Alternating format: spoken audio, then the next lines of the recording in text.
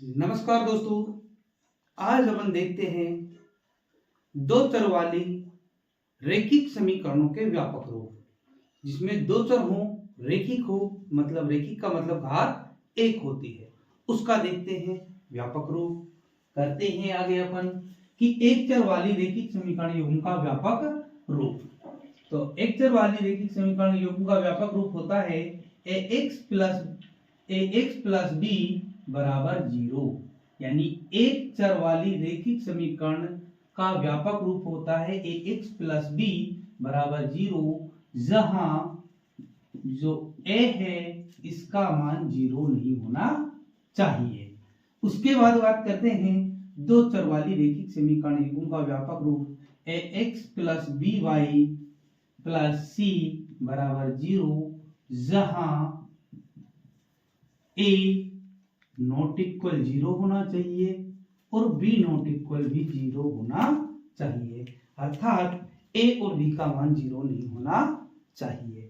उसके बाद करते हैं दो चर वाले रैखिक समीकरण युग्म का व्यापक रूप। युग्म मतलब होता है जोड़ा, युग्म का मतलब होता है जोड़ा। और बात करते हैं इसकी कि यदि दो रैखिक समीकरणों को, दो चर वाली दो रैखिक समीकरणों को एक साथ यदि लिख दिया जाए, दो को एक साथ लिख दिया जाए तो दो का मतलब होता है युग्म, यानी जोड़ा, और जोड़े को युग्म बोलते हैं। दो रैखिक समीकरणें एक साथ लिख दी जाए दो चर वाली तो उधर बन जाता है जोड़ा।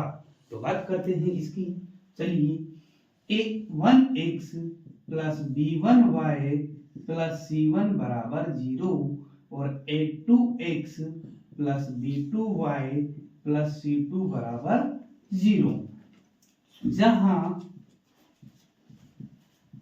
a1 का मान भी 0 नहीं होना चाहिए, b1 का मान भी 0 नहीं होना चाहिए, a1, b1, a2, b2 ये नॉट इक्वल होने चाहिए 0, अर्थात a1 का मान भी 0 नहीं होना चाहिए, b1 का मान भी, a2, b2 इनमें से किसी का मान भी 0 नहीं होना चाहिए। तो ये थे दोस्तों दो चर वाले रैखिक समीकरण युग्म का व्यापक रूप। तो ले लीजिए इसका स्क्रीनशॉट।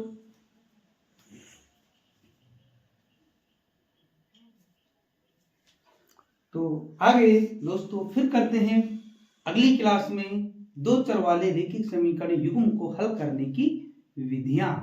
तो तब तक देखते रहिए हमारे YouTube channel maths by Mobin sir को। करते हैं फिर मुलाकात, तब तक के लिए सभी को जय हिंद, जय भारत।